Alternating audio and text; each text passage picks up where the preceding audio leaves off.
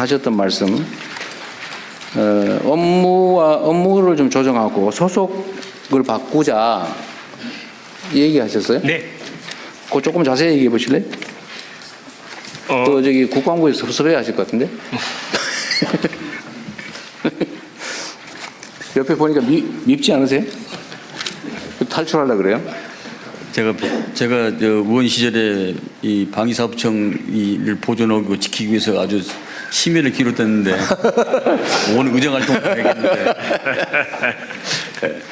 예.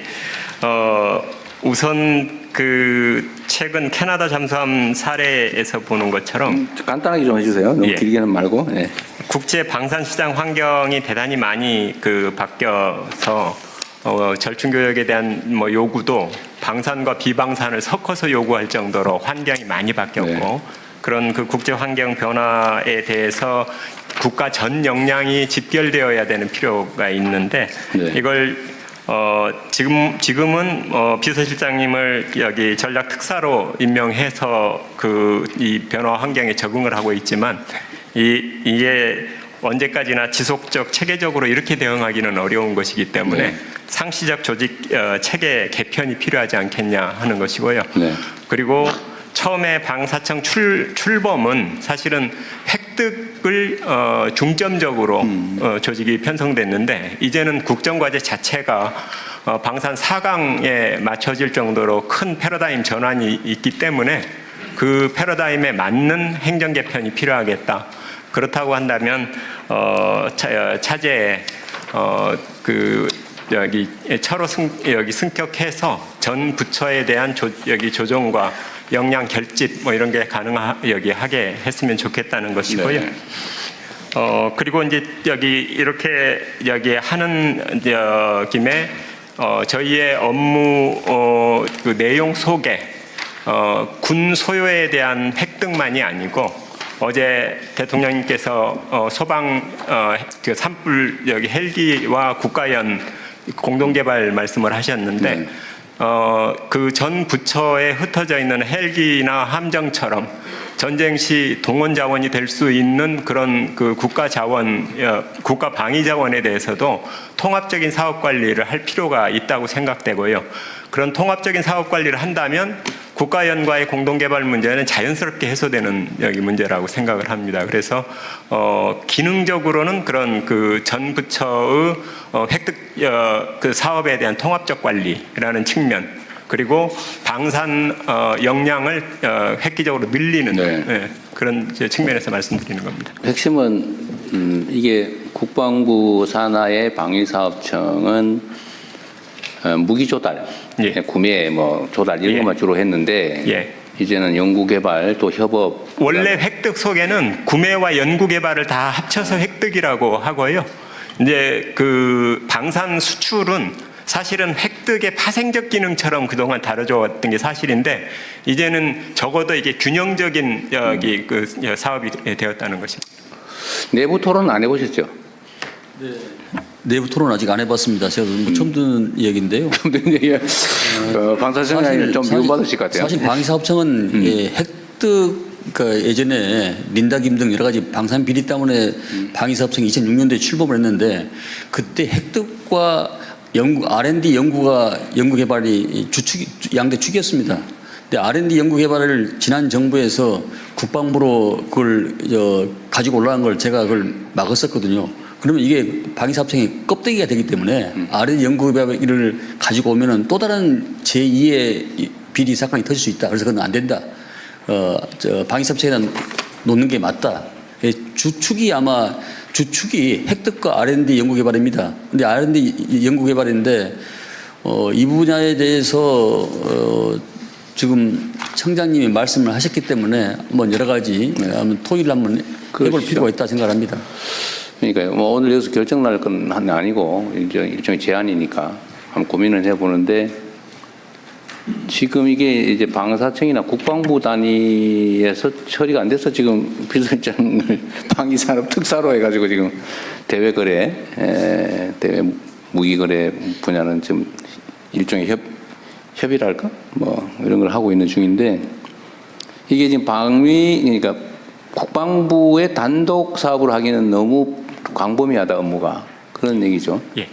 광범위한 것도 있지만 사실은 방산 수출과 관련된 기능에 수출 그 정책 지원 또 협력 그리고 한 가지는 이제 방산 수출 정보를 취합하는 것 이런 그 기능을 늘려야 비로소 행정적인 그 지원이 가능할 수 있는데 비서실장 얘기 잠깐 들어볼까요, 그럼?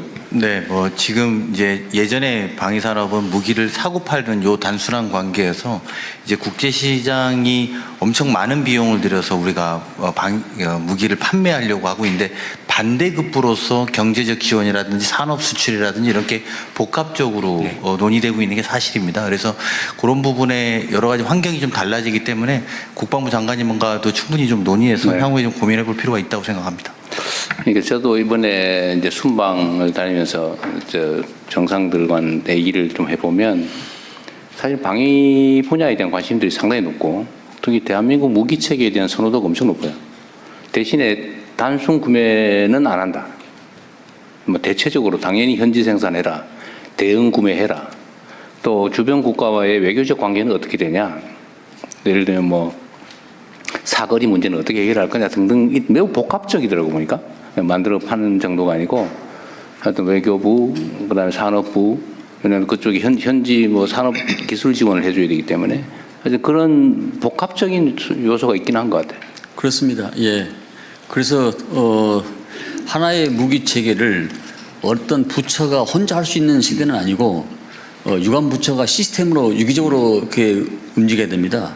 예, 근데 만약에 청장님이 한 생각대로 된다 하더라도 각 정부의 각국에 나가 있는 무관들의 여러 가지 정보 첩보를 그게 집약하지 않으면은 이게 생산할 수가 없는 그런 부분도 있기 때문에 여러 가지 다부처가 같이 해야 될 사항이라고 생각합니다. 논의를 한번 해보십시오. 그러니까 지금 방사청의 업무가 지금 재편돼야 된다고 얘기하시는 거죠, 그렇습니다. 그죠? 예. 그 실제 지금 장관님 말씀에 뭐 깊이 공감하고요. 그 뭐 무관 정보 뭐 이런 것들도 같이 공유해야 된다고 생각을 하는데 중요한 건 제가 청장으로 와서 보니까 방산진흥본부를 만들자고 하는 제안을 했는데 결과가 직원 2명 늘려주는 걸로 끝났습니다. 그 이런 뭐 방산진흥본부가 왜 필요하냐? 그러니까 그 근본적으로 이 틀 자체를 크게 생각하지 않으면 공무원 증언해달라는 식의 요구처럼 듣습니다. 그런데 이건 그 조직 전체 측면에서의 기능적 보강이고 부처 간의 다부처 간의 협업을 어떻게 끌어내느냐, 그걸 어떻게 조정하느냐 그 차원에서 문제를 봐야 된다는 겁니다. 이 문제는 뭐 이 정도 하고요. 비서실장께서 사실 실제 총괄이니까 나중에 한번 국방부하고 같이 한번 의논을 해보시죠. 네, 알겠습니다. 네. 그리고 이제 세부적인 내용 중에 사람들은 아까 우리 장관님께서 말씀하신 것처럼 무기 조달 그러면 딱 떠오르는 사람 있죠. 무슨 김이라고. 근데 그처럼 부정부패에 노출될 위험이 높죠. 요즘 많이 투명화되긴 했는데. 네. 근데 이 문제에 대해서 부정부패 문제나 불공정 문제에 대한 대응책이랄까? 뭐 이런 거는 지금 언급이 잘 안 되고 있는 것 같은데 어떠세요? 사실은 방산 비리 그러면 예전에는 상층 부패였습니다. 네. 부패의 수준이 적어도 장관급 이상의 부패. 지금은 하급 공무원의 부패 수준 정도이지 적어도 그 고위 공무원 수준의 부패는 거의 없다고 보면 그래요? 예, 됩니다. 예. 체계적으로 많이 개선이 예. 됐다. 오히려 뭐 저희 청에 검찰 쪽에 파견도 있고 감사관도 있고 이렇게 중층적으로 보고 있습니다. 이게 사실 옛날도 아닌데 얼마 전까지 그 무슨 구조함을 만드는데 소나가 없는 구조함 만들었다. 그거 아세요? 그런 얘기도 안 있었고. 16년 됐습니다. 아, 10년 됐어요? 네. 그 다음에 헬기 개발을 했는데 헬기가 갔다 오니 뭐 이게 주행거리라고 그럽니까? 이게 비행거리? 이게 너무 짧아가지고 전투를 할 수가 없다고. 갔다가 되돌아올 수가 없다고. 그때 옛날 그런 헬기도 모르세요? 지금은 오히려 절차가 굉장히 엄격하다 보니까 네. 그 엄격한 절차 때문에 사업이 장기화되는 게 거꾸로 그게 문제입니다. 문제. 예. 요즘은 어쨌든 이게 뭐 날지 못하는 비행기라든지 이런 건 없나 봐요. 지금은 그런 없습니다. 제가 그 제도 개선 사항으로 사업 타당성 조사 관련한 네. 면제 기준을 좀 상향해야 된다는 걸 그 제도 개선 사항으로 여러 번 말씀 여기 네. 드리는데요. 여기 사업 이제 사타라고 줄이는데요. 사타를 면제하는 기준을 예타 기준을 그대로 여기 차용해 왔습니다. 그런데 이 방위 사업의 규모 자체가 원체 커서 예타의 경우에는 그 기준인 500억에 해당하는 것이 이거 보는 분들도 이해할 수 있게 사전 타당성 조사, 예비 타당성 조사, 사업 타당성 예, 조사. 예. 여기 저 방위력 개선 사업에 대해서는 사업 타당성 조사라고 네. 그러고요. 일반 건설 이런 등등 시설 이런 그 사업의 경우에는 여기 예비 타당성 조사라고 합니다. 근데 같은 500억을 가지고도 예타의 경우에는 그 면제가 거의 60% 이상입니다. 그런데 사타의 경우에 있어서의 면제 기준을 그대로 적용하면 겨우 3%입니다. 네. 그러니까 이제 너무 이거에 지연- 의해서도 굉장히 그 사업이 많이 지체되고 있는 하여튼 현실입니다. 조달 관련된 무기 획득 절차와 시간이 너무 복잡하고 길다는 얘기는 있기는 해요. 예. 이미 요즘은 과학기술 발전 속도가 너무 빠른데 그 이제 승인 날 때쯤 되면 이미 구기종 되어버리는 예. 그런 문제도 좀 개선책을 만들어야 될 것 예. 같습니다. 알겠습니다. 어쨌든 아까 무기산업 관련해서는 어쨌든 국내 기업들, 중소기업들, 네. 벤처기업이나 스타트업들에게 기회를 많이 예. 주자라는 거는 좀 각별히 신경 써주시고요. 예. 어쨌든 뭐 많이 없어졌다고는 하지만 여전히 국민들 사이에는 이런 의심이 있기 때문에 부패와 불공정 문제가 제기되지 않도록 엄격하게 잘 관리하시기 바랍니다. 알겠습니다.